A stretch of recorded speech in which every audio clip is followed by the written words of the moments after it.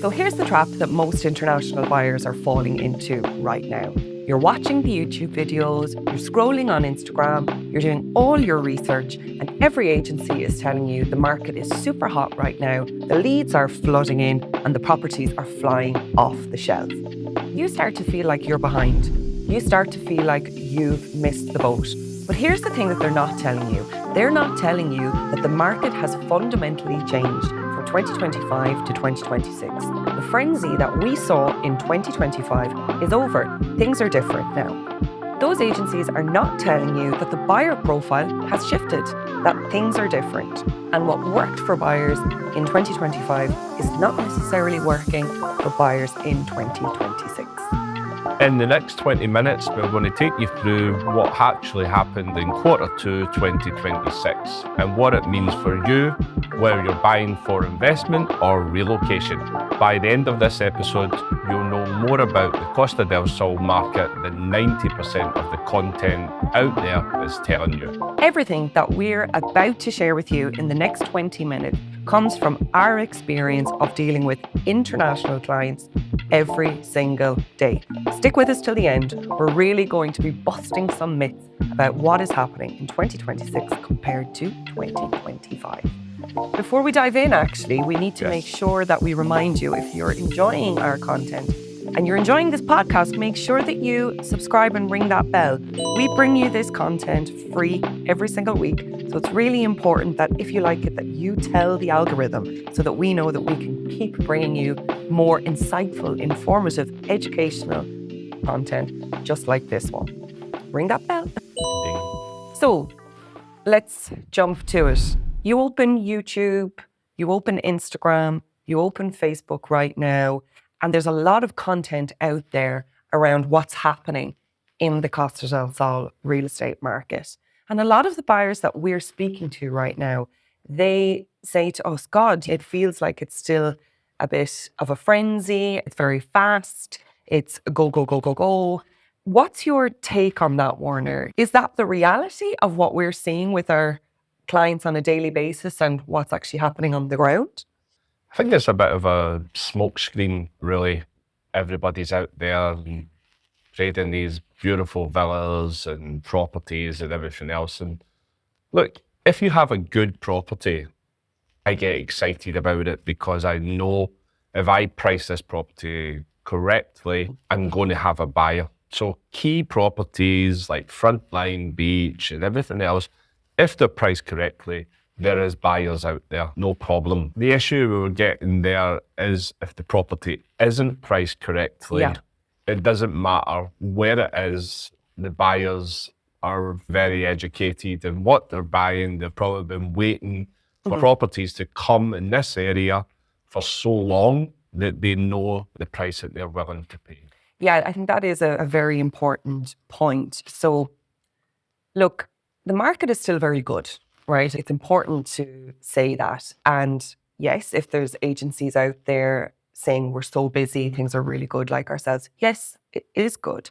But if you're somebody that is buying for investment and you've been watching the market for a while, what is important for you this year compared to last year is that frenzy, that panic buying scenario that you might have faced into last year, where properties were going within days and you were competing against multiple buyers. That same volume of people is not here this year. So I would say that if you were competing against 10 buyers last year for a property this year, you're probably competing with 3 or 5.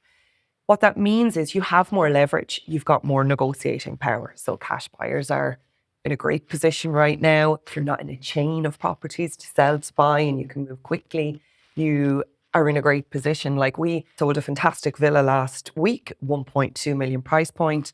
Our buyer was able to come to the table faster and knock another offer off the table because they were a cash buyer in a position to move quickly. So sellers are interested in that. So I think that's very important for you if you are looking to buy, that you realize that is a difference. The investor buyer traffic is down, okay?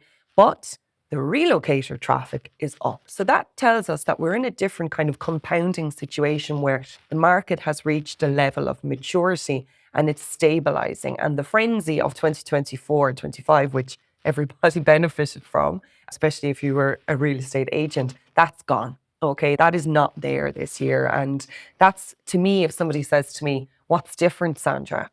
That's what I think people need to hear. That's what should be in the content. That if you're a cash buyer, if you're in a position to move quickly, you're in a prime spot. It definitely is. So if you have been waiting for the prices to come down and you have that perfect property and you're ready to go with a cash offer, then this is a great time for you to act on that deal. And I think if you are watching content out there and it's saying, oh, record-breaking year in 2026, I don't necessarily think that's a lie. I think that the market is still very good this year. I think that what we're definitely seeing this year is transactions that are coming through. The average price point is higher, but the volume of transactions going through is lower. So actually, it does look on paper like a very good year, but that doesn't necessarily mean anything for you as a buyer. If you're sitting there and you're looking at the Costa del Sol in 2026, what's important for you to know is if you're buying for investment, volume of investors is down. There's a number of reasons for that. Banks are more cautious. People are watching their money. They're paying attention to the press and the media. But if you're buying to relocate, you need to start remembering that inventory. Okay, there's not a lot of properties out there for families. So you may need to make sure that you're moving fast and that you're ready to go. Because when you find the right property, you're likely going to be competing against other families or relocators that are looking for what you're looking for. Outdoor space, accessibility. So that is important. I think that those two profiles of buyers are in different situations. Yeah. And I think it's really important for sellers as well with less product. I think what they're starting to look at is looking at the agent's reputation, Google reviews. How are they going to market the property? Where do they publish the property? What network do they have? Whereas before in 24, 25, anybody could go and list the property. Any agent could go and list the property and then all of a sudden it's sold. Yeah. But right now, there's a lot of people looking at, okay, where's the best place to market the property? And I think that's where we have a good reputation in the area. We specify in this area. And when people look on ChatGPT or in Google or anything like that, we do come up as one of the top 10 in that area. So when they're looking at that, and then they come and meet us and see the setup that we have and how we are going to promote them, then for us this year we're still meeting our targets. We're still over our targets. Yeah. And it doesn't matter if I list 10 properties in the month, if I don't price those properties out, the next month I'll still have 10 properties. Yeah, and I think that's a great point. And anyone who is listening from a seller point of view, and this is important for buyers as well, that it's been a hard shift educating sellers this year. And there is still, unfortunately, agents out there that are overpricing properties. And obviously, sellers want to go with the maximum amount that they can get, but it doesn't always mean that their properties are going to sell. And I think we have lost business as a result this year, as a result of that. But we will stick to our values and we're not going to overprice a property because that's what you want to hear. We will tell you in the valuation report what your property is worth based in line with our experience, notary data, and other properties that we've sold over the past 18 months in the same areas. Yeah, it's so important. And if you build a relationship up with the seller and you're very professional at the start and explain, this is where we're at, this is where we're going to list the price, and look, this is where we're going to get offers, and this is your actual buyer, because we can pinpoint it down to that, then there's no surprise there when these offers come in and we get successful completions. But I think just to go back to how are things different 2025 versus 2026. So if we're to home in on the profile of people that we saw last year, we saw a lot of people buying for investment. They were buying second homes. They were still buying properties where they wanted to rent them out potentially when they weren't using them. So it was very investor heavy market last year. I don't see that this year. No, that market, no matter with the instability in the world, and it comes back down to if I'm sitting in Sweden or the UK, can I afford another second property in Spain? And it comes down to that situation. And then the plus side, then if there's unsettling around the world, people are looking for security. Yeah, So then the investor market goes down, but the relocator market goes up. the people that we are speaking to now every day that we get emails from that interact with us, they're more interested in whole life moves. So it's a more holistic picture of what their life is going to fundamentally look like in the next 12 to 18 months. And it's interesting. And it's been interesting to observe that shift. Yeah. I think that when we were observing Q1, it was a bit, how is the market going to go? Yeah. How is that going to change? But I think because of it, it means that prices are not necessarily going to go down, because if somebody's competing for a property for a whole life move, Of course. that supply and demand issue is still there. So I still bet that we're still going to see price increases within the market this year. Yeah, no, absolutely. We're going back into that kind of circle where the investor market, not just in Spain, but around the world, the investor market is dying down. And I've been here a long time. And I always believe if you're going to buy a second home, then buy it for leisure, Yeah. to use it with your family. Don't buy it for profiting, because it is a minefield. But if you can buy a property and you can sustain the cost of it by renting it out, and you still get to use it, then I think that's a very good deal. Yeah, absolutely. That's pretty solid advice. But Warner, I want to pick your brain a little bit more to get really specific for people watching at home, that if they are intending to buy here in 2026, what advice would you give them right now? What's important for them to know? So if you were looking to buy this year, then what's the difference from last year is you have more negotiation power, because there's not, if I had 10 buyers last year for that property, I have 3 or 4 buyers this year. So what it means for you is you can negotiate that price a little bit more. Yeah, or you have more leverage if you're coming in with cash. If you're not in a chain where you need to sell to buy, if you can move quickly, you definitely have more power, more negotiation. But I think this year is a massive opportunity, because if you have been sitting on the fence, then this is going to be a great year for you, because you will have an opportunity there to grab a good deal. Grab it by both hands, because I don't have a crystal ball, but the Costa del Sol is the Costa del Sol, and with a lot of investment coming with the airport and Tivoli World and Benalmádena, you're going to have a lot more people interested in the area from the train line. So as long as you can be on that train line and get in there with something that you can afford, then I think it's a great opportunity. Yeah, it absolutely is. I totally agree with you.